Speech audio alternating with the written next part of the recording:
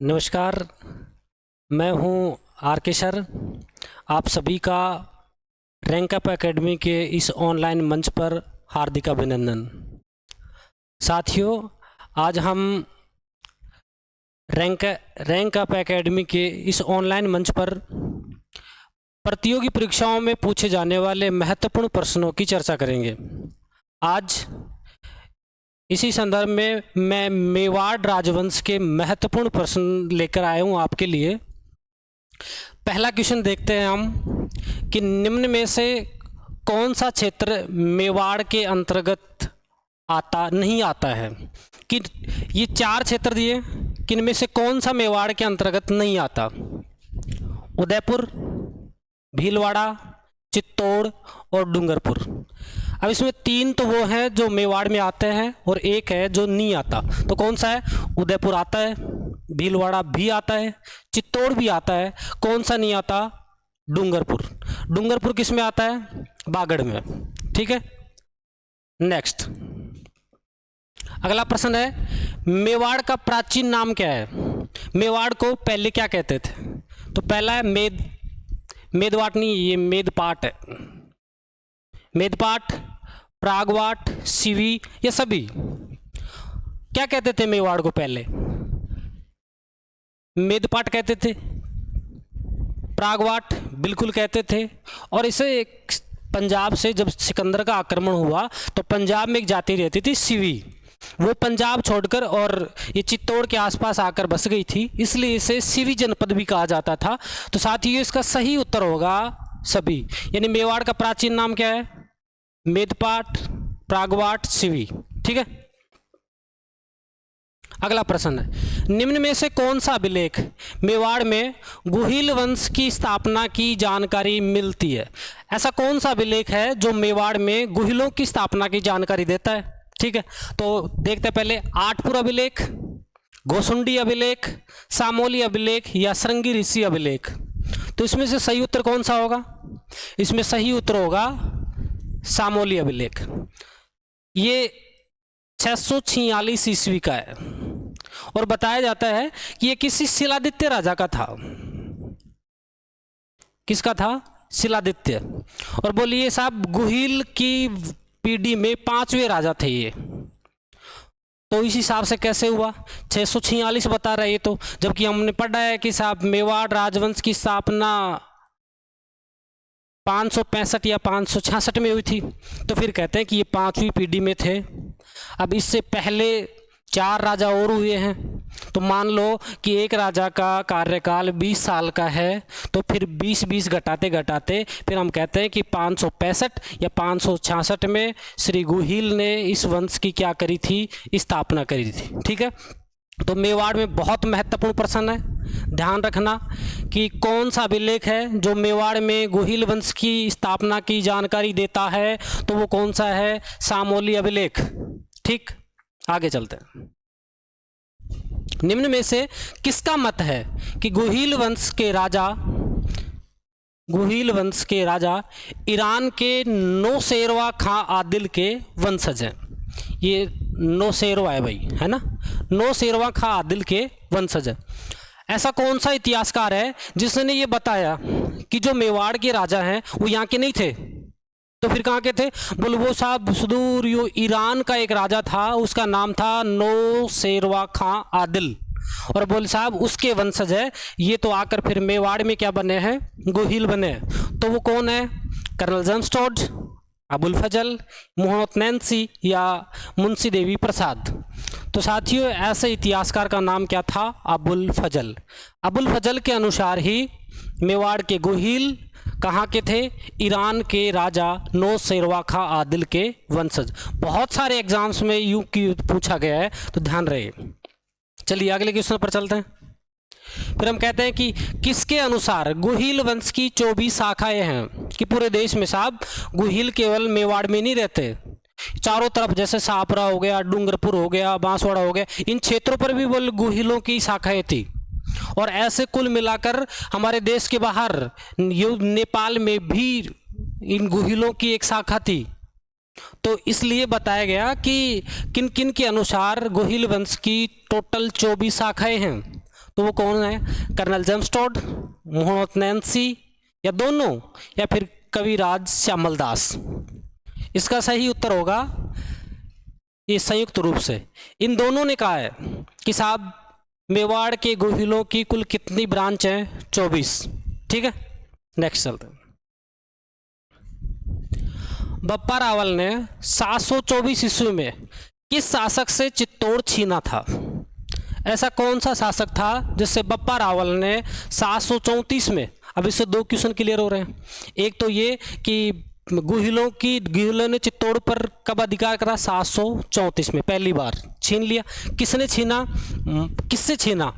मान मौर्य से, चित्रांगद मौर्य से, परमार भोज से, या चंद्रगुप्त मौर्य से? तो इसका सही उत्तर क्या होगा? मान मौर्य। सही उत्तर क्या है? मान मौर्य। देखो, चित्रांगद मौर्य तो वो था कि साहब जिसके बारे में ये पता चलता है कि इसने चित्तौड़गढ़ दुर्ग का क्या करवाया था? निर्माण करवाया था। उस व्यक्ति का नाम तो क्या है? चित्रांगद मौर्य। और बप्पा रावल इस व्यक्ति ने 734 में मान मौर्य से क्या छीना था? चित्तौड़। ठीक है, आगे चल। सीवी वैद्य ने किस शासक को भारत का चार्ल्स मार्टेल कहा है? सीवी वैद्य एक इतिहासकार हुए हैं हमारे यहाँ के, और उन्होंने मेवाड़ के गोहिल वंश के एक राजा के बारे में कहा है कि साहब ये भारत का क्या है? Charles Martel. Charles Martel Europe का एक सेनापति था, और साहब उन्होंने वहाँ पर मुसलमानों के आक्रमणों से वहाँ के अपने देश की रक्षा की थी। इसलिए भारत के बारे में कहा है कि भारत का चार्ल्स मार्टेल है। ये किसने कहा है? सीवी वैद्य ने। किसके बारे में कहा है? कालभोज, जैत्र सिंह, रतन सिंह, या महाराणा कुंभा? ऐसे कौन है जो भारत के चार्ल्स मार्टेल है? तो सही उत्तर क्या है? कालभोज। इसी व्यक्ति को थोड़ी देर पहले आप क्या कह रहे थे? बप्पा रावल। ठीक है, सुना होगा इनके बारे में, बप्पा रावल के बारे में, कि जो हारित ऋषि की गायें चराया करते थे, है ना, और उन्हीं के आशीर्वाद से ये चित्तौड़ पर कब्जा करने में सफल रहे थे। आगे चलते। 1453 में हुई आवल बावल की संधि किन दो रियासतों के मध्य हुई थी? 1453 में एक संधि होती है जिसे आवल बावल की संधि कहते हैं, और ये दो रियासतों के मध्य हुई थी। कौन कौन सी रियासतें? पहले देख लेते हैं। मेवाड़ और आमेर के मध्य, मेवाड़ और बीकानेर के मध्य, बीकानेर और मारवाड़ के मध्य, या फिर मेवाड़ और मारवाड़ के मध्य। साथियों, इसका सबसे सही उत्तर होगा मेवाड़ और मारवाड़ के मध्य।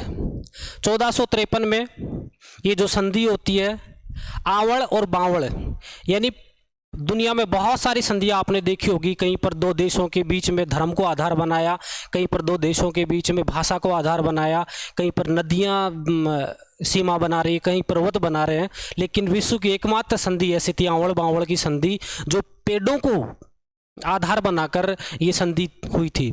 अर्थात मेवाड़ की तरफ से हुई थी कि जिधर जिधर आंवले के पेड़ हैं वो सीमा किन की? हमारी।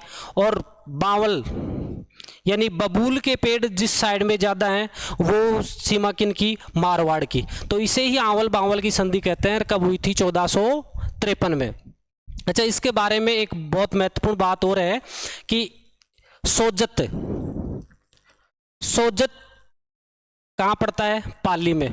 इसको सीमा मानकर फिर निर्धारित हुआ था कि सोजत के इस वाला हिस्सा जिधर बबूल के पेड़ ज़्यादा है वो मारवाड़ का होगा, और सोजत के इस वाला जो हिस्सा है जहाँ पर आंवले के पेड़ ज़्यादा हैं वो किसका हिस्सा होगा? वो मेवाड़ का होगा। ठीक है, और कब हुई थी? 1453 में। इधर जोधपुर का शासक कौन था? जोधा, राव जोधा, और इधर थे मेवाड़ महाराणा कुंभा। ठीक है, तो ये हुई थी कौन सी संधि? आवल बावल की संधि 1453 में। अगले क्वेश्चन पर चलते हैं।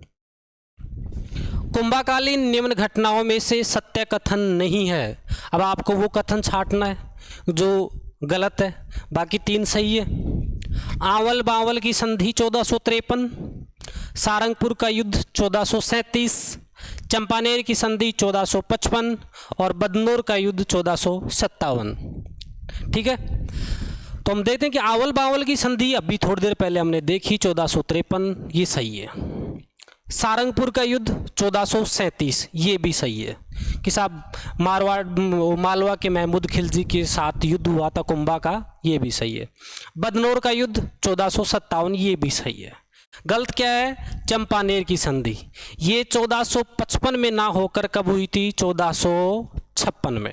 ठीक है, ये कब हुई थी? 1456 में। आगे चलते हैं। निम्न में से किस दुर्ग का निर्माण कुंभा ने नहीं कराया था? बसंतगढ़, भौमट, मचान, अचलगढ़। माफ करना, ये टाइपिंग मिस्टेक है इसमें। अगला चलते हैं। निम्न में से किस ग्रंथ पर राणा कुंभा ने टीका लिखी थी? महत्वपूर्ण प्रश्न है। कुंभा के बारे में पूछ रहा है कि कौन से ग्रंथ के ऊपर कुंभा ने टीका लिखी है। टीका मतलब होता है एक बड़े ग्रंथ का छोटे संक्षिप्त रूप में विवरण, वही क्या कहलाता है? टीका। जैसे हम मानते हैं कि साहब कॉलेज में हम पढ़ते हैं तो वन वीक सीरीज आती है ना, वैसे ही किताब का पूरा सार किस में दे दिया? वन वीक सीरीज में, तो वो क्या होगी? पूरी बुक की टीका होगी। वैसे ही कुंभा ने कौन से ग्रंथ पर टीका लिखी है? हम कहते हैं कि ये गीत गोविंद है भाई, गीत गोविंद, संगीत रत्नाकर, चंडी शतक, या सभी। हम कहते हैं कि गीत गोविंद जयदेव द्वारा लिखित है और कुंभा ने इसके ऊपर रसिक प्रिया नाम की क्या लिखी है? टीका लिखी है। ठीक है, संगीत रत्नाकर सारंगधर का है। ठीक है, ये ग्रंथ किसका है? सारंगधर का, और इसके ऊपर भी कुंभा ने टीका लिखी है। चंडी शतक बाण भट्ट, इसके ऊपर भी कुंभा ने क्या लिखी है? टीका। तो हम कहते हैं कि गीत गोविंद के ऊपर किस नाम से? रसिक प्रिया के नाम से, ये जयदेव की है। संगीत रत्नाकर सारंगधर का, इसके ऊपर भी लिखी है। चंडी शतक बाण भट्ट की, इसके ऊपर भी टीका लिखी है। तो इसका सही उत्तर क्या होगा? सभी। कुंभा ने 3 महत्वपूर्ण ग्रंथों पर टीका लिखी है।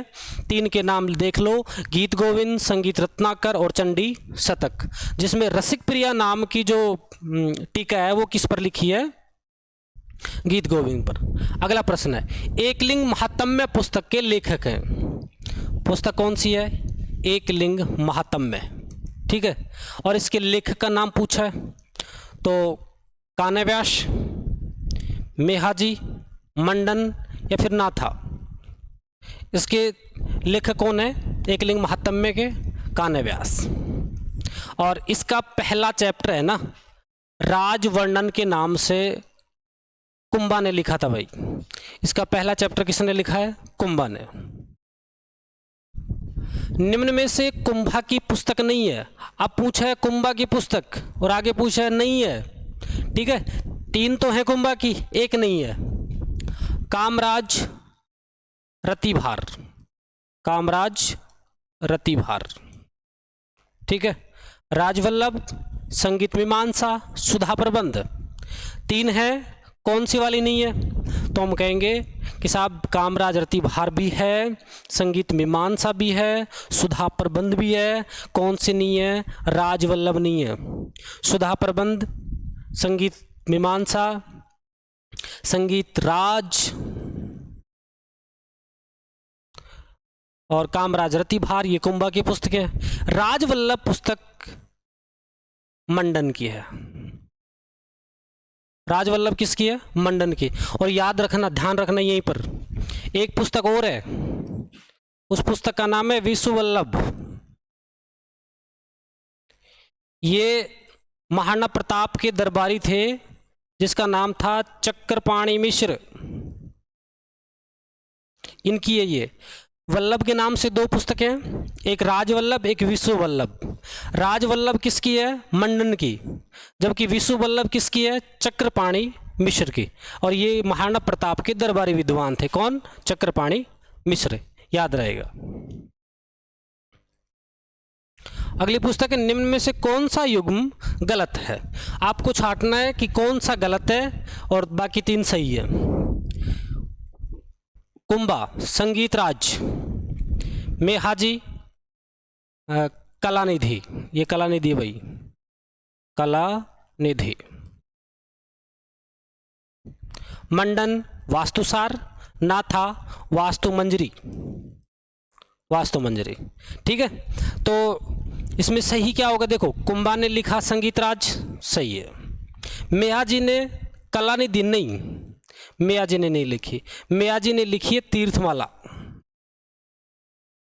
तीर्थमाला। और इस तीर्थमाला में ना 120 तीर्थों का वर्णन मिलता है। ठीक है, और मंडन ने वास्तुसार लिखा है और नाथा ने वास्तु मंजरी। याद रहे, मंडन की पुस्तक का नाम वास्तुसार है, जबकि नाथा की पुस्तक का नाम वास्तु मंजरी है। उसी प्रकार जैसे राजवल्लभ और विश्ववल्लभ, विश्ववल्लभ चक्रपाणि मिश्र, राजवल्लभ मंडन, मंडन की वास्तुसार, नाथा की वास्तु मंजरी। आगे चलते हैं। अल्हट ने, इसके बारे में नाम दूसरा भी पता है, आलू रावल है ना। अल्हट ने हुण राजकुमारी हरिया देवी से विवाह किया था। ठीक, इस बात की जानकारी कौन सा अभिलेख देता है? पहली बात मैं बता दूं कि ये राजस्थान का पहला अंतर्राष्ट्रीय विवाह था। पहली बार राजस्थान के किसी सूरवीर योद्धा ने, माइके लाल ने दूसरी जगह जाकर अपना, दूसरे देश में जाकर अपना ब्याह रचाया था। हुण भारत के बाहर के थे। ठीक है, तो हुण राजकुमारी हरिया देवी से विवाह करा। इस बात की जानकारी कौन सा अभिलेख देता है? सारणेश्वर प्रशस्ति, आठपुर अभिलेख, धाईबी पीर की दरगाह अभिलेख या सामोली अभिलेख? इनके बारे में मैं बाद में बताऊंगा। ठीक है, सामोली अभिलेख के बारे में चर्चा कर चुके हैं कि गोहिल वंश की स्थापना की जानकारी देता है। इनके बारे में बाद में बताऊंगा। सही उत्तर है आठपुर अभिलेख।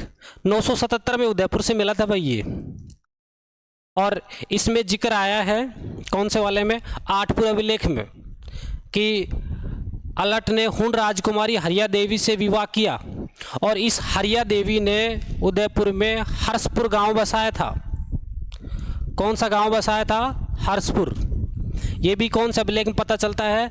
आठपुर अभिलेख से। ठीक है, सारणेश्वर प्रशस्ति 953 की है, ये भी अल्हट के समय की है।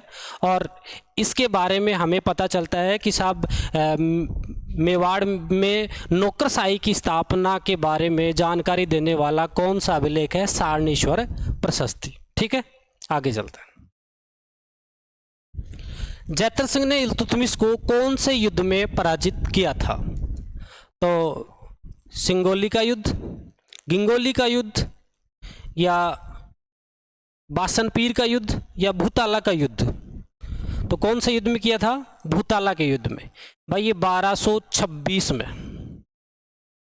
1226 ईस्वी में लड़ा गया था। किस किस के मध्य है? इल्तुतमिश और जैत्र सिंह के मध्य। इसमें इल्तुतमिश की सेना हार जाती है, भयंकर तरीके से हारती है, और यहाँ से भागते वक्त इन्होंने नागदा जला दिया था। नागदा उस समय मेवाड़ की सेकंड कैपिटल थी। नागदा जला दिया था। नागदा जलाने के बाद फिर जैत्र सिंह ने सोचा कि यार ये मैदानों में राजधानी होती है, एरा गैरा नत्थु गैरा कोई भी आता है जलाकर चला जाता है ना। तो फिर पहाड़ों पर राजधानी बनाई, यानी उसके बाद में फिर परमारों से चित्तौड़ छीना किसने? जैत्र सिंह ने। और उसके बाद में फिर चित्तौड़ को अपनी क्या बनाते हैं? राजधानी। ठीक है, तो भूताला के युद्ध में किसको पराजित किया था? इल्तुतमिश को। ठीक, आगे चलते हैं। डॉक्टर दशरथ शर्मा के अनुसार मध्यकालीन मेवाड़ का स्वर्ण युग किस शासक के काल को कहा जाता है? बहुत महत्वपूर्ण प्रश्न है। एक इतिहासकार हैं जिनका नाम है डॉक्टर दशरथ शर्मा, और वो कहते हैं कि साहब मध्यकालीन मेवाड़ का गोल्डन एरा अगर किसी शासक का काल है वो कौन सा है? तो देखें, महाराणा कुंभा, महाराणा रतन सिंह, महाराणा प्रताप या जैत्र सिंह? तो इसका सही उत्तर क्या होगा? इसका सही उत्तर होगा जैत्र सिंह। याद कर लेना, लिख लेना, बहुत महत्वपूर्ण प्रश्न है कि मध्यकालीन मेवाड़ का गोल्डन एरा जैत्र सिंह के काल को कहा जाता है। और ये कहने वाले विद्वान का नाम क्या था? डॉक्टर दशरथ शर्मा। आगे चलते हैं। अलाउद्दीन खिलजी ने चित्तौड़ को जीतकर इसका नाम खिजराबाद कर दिया। ठीक है साहब, जब 1303 में चित्तौड़ में पहला साका होता है तो चित्तौड़ का नाम बदलकर अपने पुत्र खिज्र खां के नाम पर खिजराबाद कर दिया अलाउद्दीन खिलजी ने। ये बात सही है। तो इस बात की जानकारी मिलती है क्या कहीं पर लिखी हुई? फिर हम कहते हैं कि साहब मिलती तो है। कहाँ मिलती है?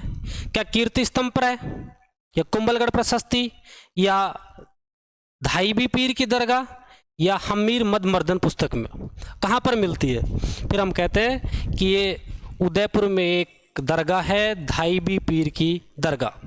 1325 में यहाँ से फारसी में एक अभिलेख मिला है, और उस फारसी अभिलेख में खिजराबाद नाम का उल्लेख मिलता है। इसलिए अलाउद्दीन खिलजी ने, कोई पूछ ले आपसे कि अलाउद्दीन खिलजी ने चित्तौड़ जीता और उसके बाद इसका नाम क्या रखा? खिजराबाद। इसकी जानकारी कहाँ मिलती है? तो आप बता देना, धाईबी पीर की दरगाह से। ठीक है, आगे चलते।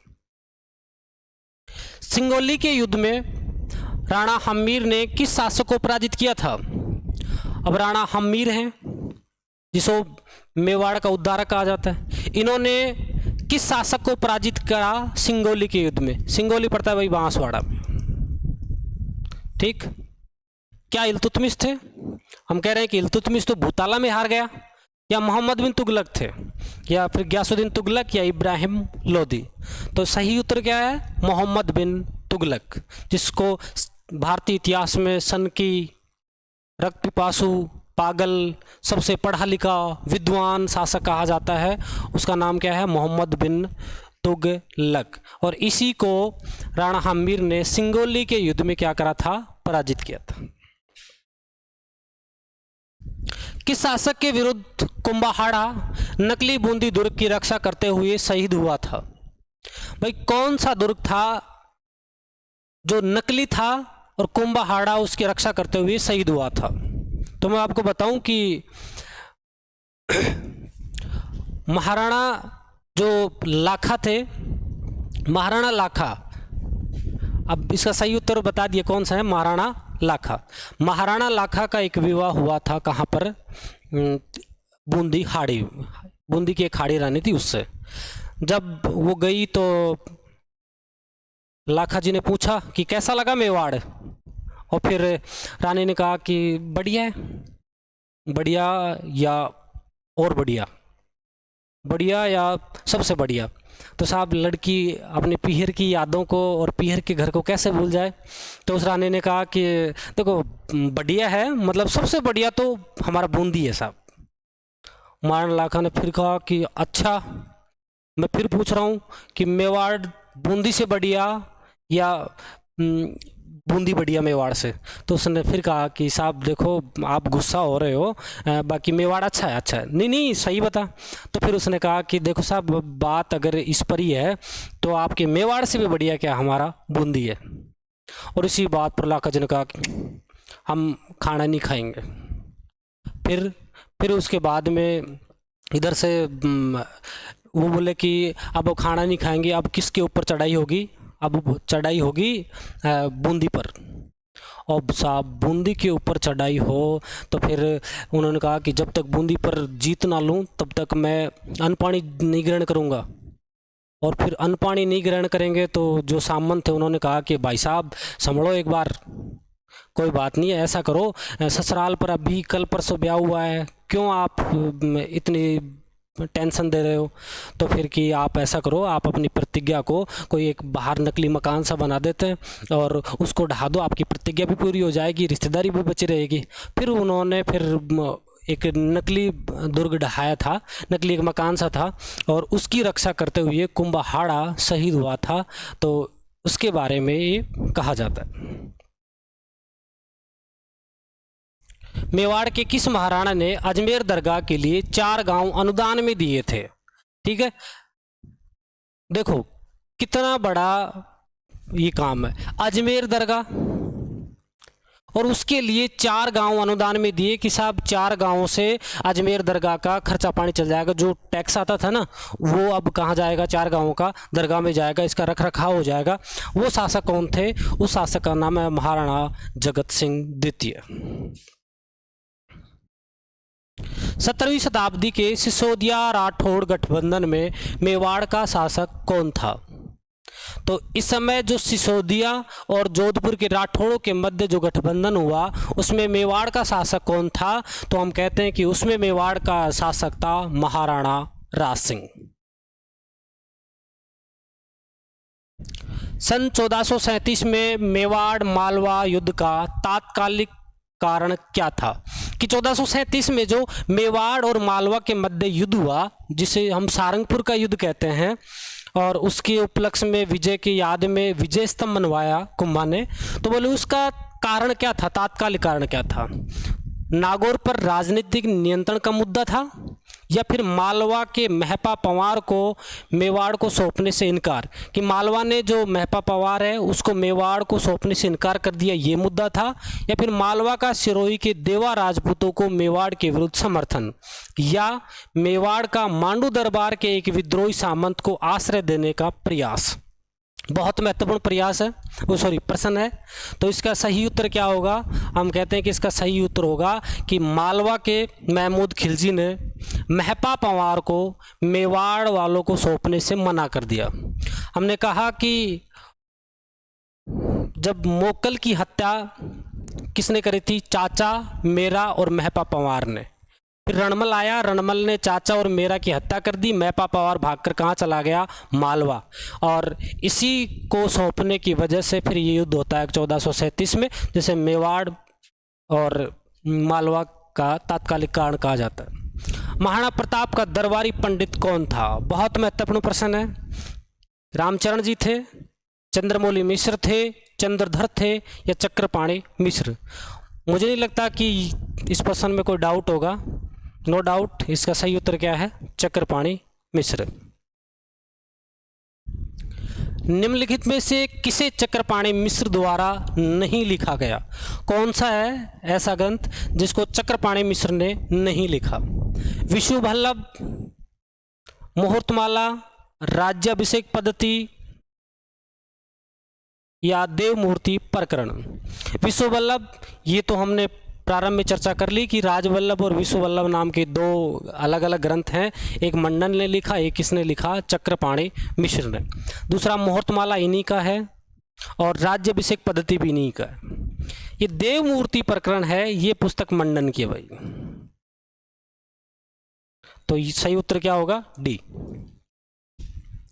परबतसर का युद्ध किन शासकों के मध्य हुआ था? भाई परबतसर का युद्ध किन दो शासकों के मध्य हुआ? तो फिर हम कहते हैं कि मान सिंह और जगत सिंह द्वितीय के बीच में, मान सिंह व भीम सिंह के मध्य, जगत सिंह व भीम सिंह के मध्य, मान सिंह व अमीर खां पिंडारी के मध्य। कौन सा युद्ध हुआ जो परबतसर का है? इसे भाई गिंगोली का युद्ध भी कहते हैं। 1807 में लड़ा गया था। इसका सही उत्तर क्या है? मान सिंह और जगत सिंह द्वितीय के बीच में। हुआ क्या कि साहब, मेवाड़ के भीम सिंह की एक पुत्री थी जिसका नाम था कृष्णा देवी। ठीक है, क्या था? कृष्णा देवी। और इस कृष्णा कुमारी की सगाई हो गई कहां पर? जोधपुर में। किससे हुई? भीम सिंह से। अब थोड़े बहुत दिन बाद में, सगाई के थोड़े बहुत दिन बाद में इनकी क्या हो जाती है? मृत्यु। अब इनकी जब मृत्यु हुई तो फिर अब इसकी दूसरी सगाई हुई जयपुर में। किससे हुई? जगत सिंह से। भीम सिंह की मृत्यु के बाद इसके छोटे भाई मान सिंह वहां के क्या बनते हैं? जोधपुर के राजा। किन्हीं लोगों ने कान भर दिए कि अरे मर गया क्या भाई साहब, हमारे यहाँ पर जिसकी सगाई हुई और उसको अब जयपुर के आमेर के कछुआ बयाने आएंगे, क्या तुम्हारी तलवारें अब उठती नहीं है? और इतनी बात सुनकर मान सिंह ने जोधपुर के राजा भीम सिंह के पास मैसेज करा कि साहब हम क्या कर रहे हैं, आप अपनी लड़की की सगाई जोधपुर में किसी के साथ कर दीजिएगा। इसी बात को लेकर जोधपुर और जयपुर, इन दो शासकों के मध्य परबतसर या गिंगोली का युद्ध हुआ था 1807 में। दोनों पक्ष अपनी अपनी जीत के दावे करते हैं। ठीक है। हुडा सम्मेलन का अध्यक्ष कौन था? तो इसका हम कहते हैं कि इसकी योजना किसके काल में बनी थी? जगत सिंह फर्स्ट, जगत सिंह सेकंड, संग्राम सिंह या अमर सिंह? तो इसकी योजना किसके शासनकाल में बनी थी? संग्राम सिंह के। लेकिन जब ये होडा सम्मेलन आयोजित हुआ 1734 जुलाई माह में, तो संग्राम सिंह की मृत्यु हो गई थी और उस समय वहाँ के शासक कौन थे? जगत सिंह द्वितीय। और जगत सिंह द्वितीय जो थे, इन्हीं के अध्यक्षता में होडा सम्मेलन का क्या हुआ था? आयोजन। नेक्स्ट, हाइड्रोलिक रूलर की उपाधि किस शासक की थी? किस शासक को कहा जाता है कि ये हाइड्रोलिक रूलर है? कि साहब जो जल के ऊपर भी कब्जा कर रखा है जिसने, वो शासक कौन है? तो महाराणा जयसिंह, महाराणा संग्राम सिंह द्वितीय, अमर सिंह द्वितीय या महाराणा राज सिंह? तो शायद इस क्वेश्चन में भी डाउट नहीं होना चाहिए, नो डाउट इसका सही उत्तर क्या होगा? राज सिंह। इन्होंने गोमती नदी के ऊपर एक झील बनवाई थी साहब, बहुत बड़ी, और उसका नाम है राजसमंद झील, इसलिए इसको हाइड्रोलिक रूलर की उपाधि दी है। अगला प्रश्न है, महाराणा प्रताप ने अपने किस दरबारी विद्वान को मंडेर जागीर में दिया था? महाराणा प्रताप ने अपने एक दरबारी विद्वान थे जिनको एक गांव है उदयपुर में, उसका नाम है मंडेर, ये जागीर में दिया था। और वो विद्वान कौन है? चक्रपाणि मिश्र, हेमरतन सूरी, सादुलनाथ त्रिवेदी या दुर्साडा? दुर्साडा है भाई ये। तो कौन से हैं वो विद्वान? चक्रपाणि मिश्र नहीं, हेमरत सूरी नहीं, दुर्साढ़ा नहीं, कौन है? साधुलनाथ त्रिवेदी। और इस बात की जानकारी एक अभिलेख है, उदयपुर अभिलेख 1588 का। 1588 का उदयपुर अभिलेख से इस बात की क्या मिलती है? पुष्टि कि महाराणा प्रताप ने सादुलनाथ त्रिवेदी नामक विद्वान को मंडेर गांव किस में दिया है? जागीर में। आगे चलते हैं। शेरपुर की घटना, शेरपुर की घटना 1580 में होती है ये। इसका संबंध किस व्यक्ति से है? क्या महाराणा प्रताप से है, या अमर सिंह जी से है, करण सिंह से है, या फिर किस से है? राज सिंह से। हम कहते हैं कि शेरपुर की घटना 1580 में हुई। इस समय मेवाड़ पर शासक कौन था? महाराणा प्रताप।